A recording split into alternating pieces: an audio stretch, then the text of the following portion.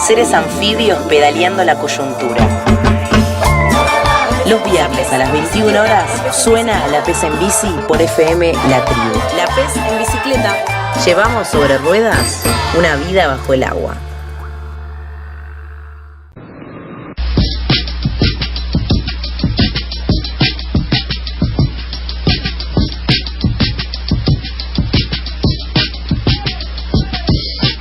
Pasaba la reflexión de Chichinator en este compilado de fuegos que estamos teniendo en este viernes post jornada en el Senado sobre el debate de la interrupción voluntaria del embarazo, de ley del aborto, ante muchas personas que decidieron tratar de quitarle la palabra aborto, no sabemos por qué.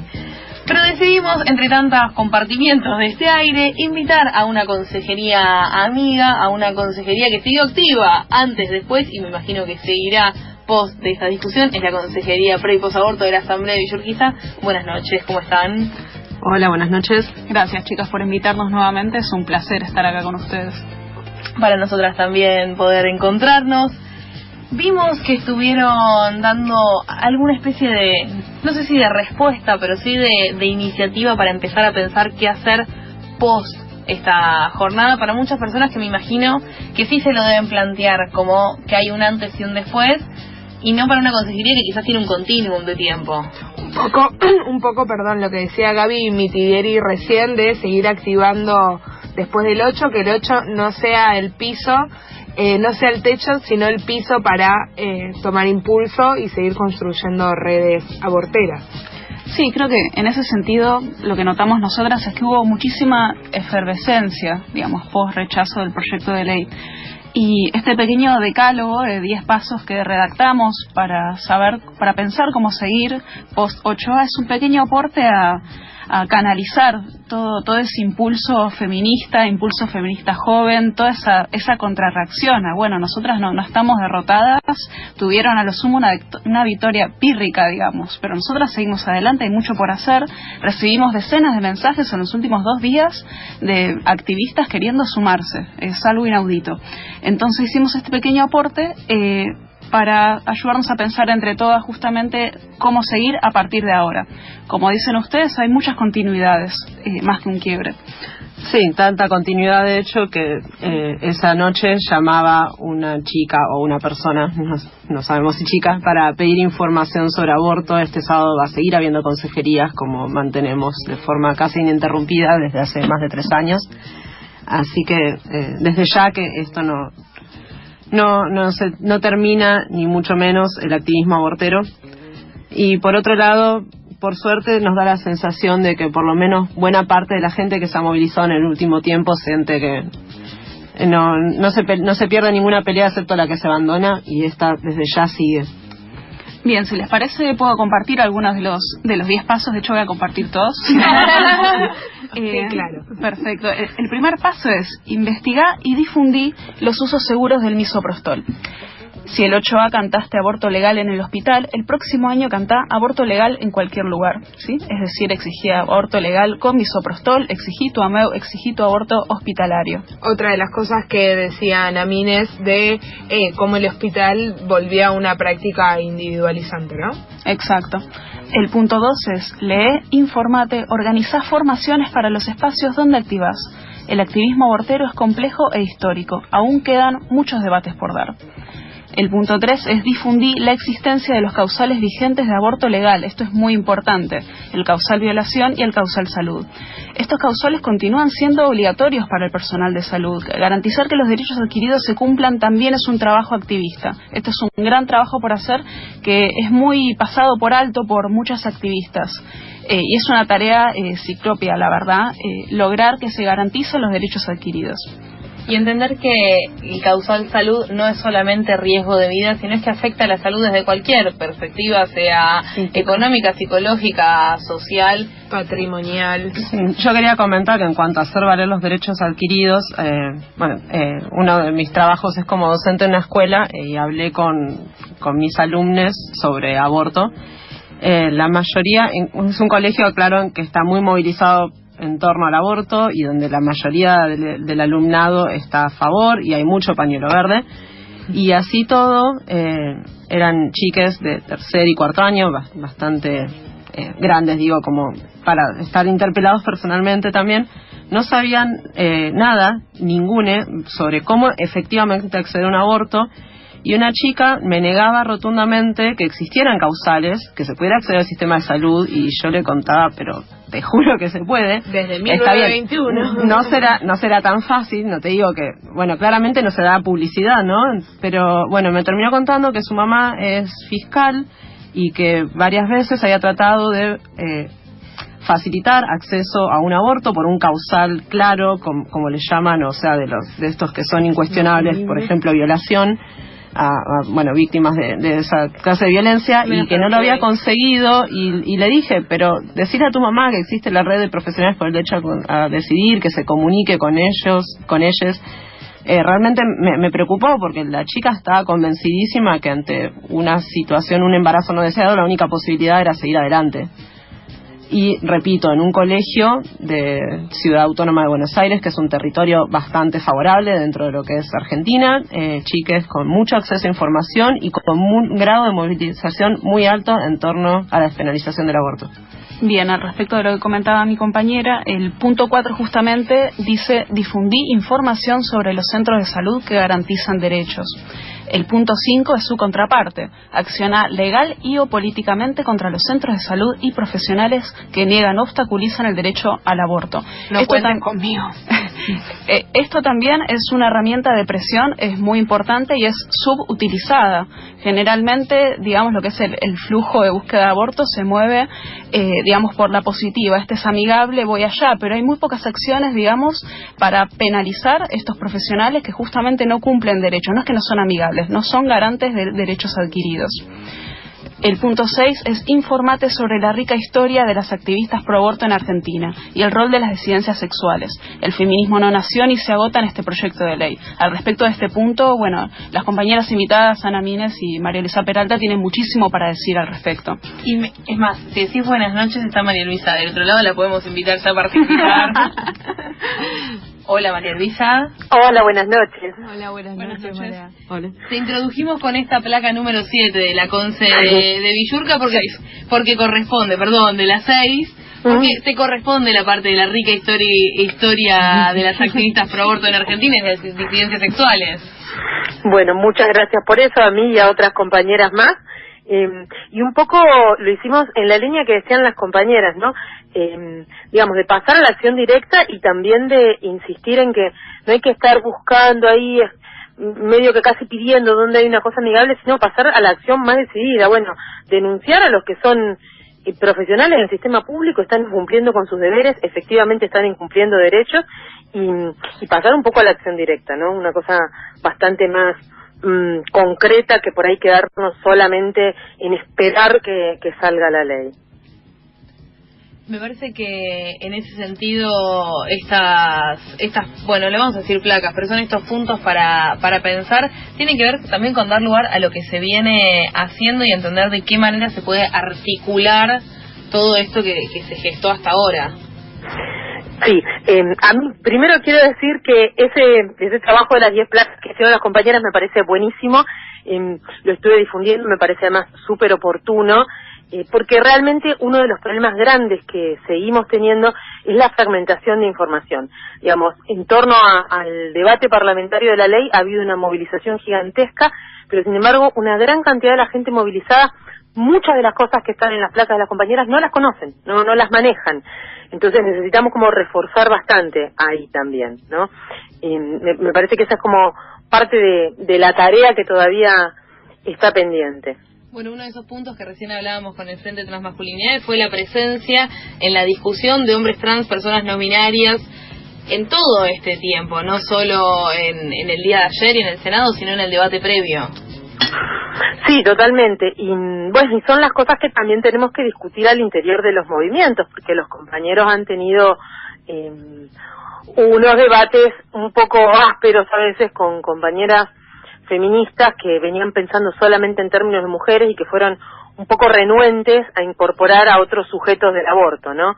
Entonces, bueno, esas son también las cosas que a veces es bueno, sesgos, porque hay a veces sí sexismo, a veces también me parece a mí que en el activismo por el aborto hay como un cierto arrastre de cosas, que hay compañeras que lo han sostenido durante muchísimos años de una forma, digamos, sumamente no solo valiosa sino indispensable, pero que en algunas cuestiones me parece que falta ahí como cierta actualización, por ejemplo con esto, quiénes son sujetos y sujetas del aborto, y también en relación a los métodos, digo, no me parece menor que el proyecto que se presentó finalmente no menciona el aborto farmacológico.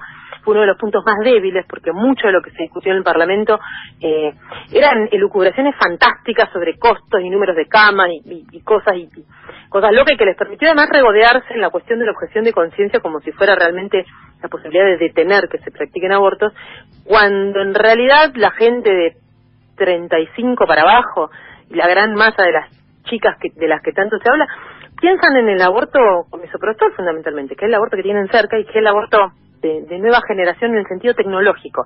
Me parece que ahí hay también una discusión por los sujetos y una discusión por las tecnologías, que es importante, digamos, retomarla y afinarla para el próximo intento parlamentario, creo.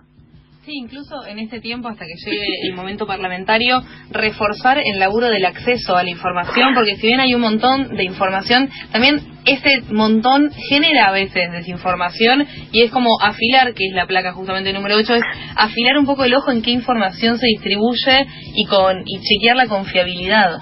Sí, sobre todo, perdón María Luisa, es muy importante el punto de no empezar de cero, como en el activismo local siempre se empieza de cero, y todo el tiempo veo como compañeras feministas con la mejor de las intenciones empezar de cero. Bueno, estoy empezando a redactar un manual sobre abortos seguros sobre misoprostol. Bueno, bienvenida, hay un montón, mejoralos, trabajá a partir de ellos, difundilos, hacelos funcionar en muchos niveles. Que es lo que justamente Ana decía de lo que habilita la propia práctica del activismo abortero a través del misoprostol, que es esto de que sea algo comunitario, de un pasaje de información necesaria para que una decida cómo y cuándo abortar, de qué manera, en su casa, sin la necesidad de recurrir a un hospital. Sí, además porque eso es lo que finalmente constituye el acumulado del movimiento social. Lo que ya tenemos hecho, y no tener que estar pensando que todo empieza cuando una se suma, ¿no? Poder recoger lo que ya está, como decía la compañera, poder perfeccionarlo, poder agregar, y me parece que eso, digamos, poder pensar también en términos históricos y en términos de movimiento, porque si no parece eso, viste, que no hay recursos y que una está sola ahí. Y me parece que la cuestión de chequear las fuentes también es central y tiene que ver con cierta alfabetización, si se quiere, en el manejo de la información y el manejo de lo científico y tecnológico, que no tiene por qué ser dedicado solo a especialistas, pero que sí requiere esto de cierto entrenamiento en poder discernir cuál es la información confiable y cuál no. Efectivamente pulula de repente un montón de información con versiones sumamente contradictorias, y mucho de lo que se difunde no tiene fuente. Entonces, afinar ahí un poco también esto de qué es lo que estamos exigiendo. Exigimos también calidad en la información, y tenemos un cierto compromiso de brindarnos entre todas una información que sea confiable, que sea chequeable, que esté actualizada, y insistir en eso me parece que es súper importante, porque si no, efectivamente terminas teniendo un montón de ruido y no se sabe qué es lo útil y qué no. Bueno, también esa información es la que permite activar en la dirección de lograr algo que sea potente y que sea útil. Muchas personas me da la sensación que, aparte de no conocer realmente el uso correcto del misoprostol, piensan que las pastillas son una opción de cuarta. Exacto. Y el camino de la clandestinidad, sí, cuando en realidad son la mejor opción para casi todas las personas gestantes, para casi todas las situaciones. Es excepcional que el uso del misoprostol no esté recomendado, sino que se prefiera otro método.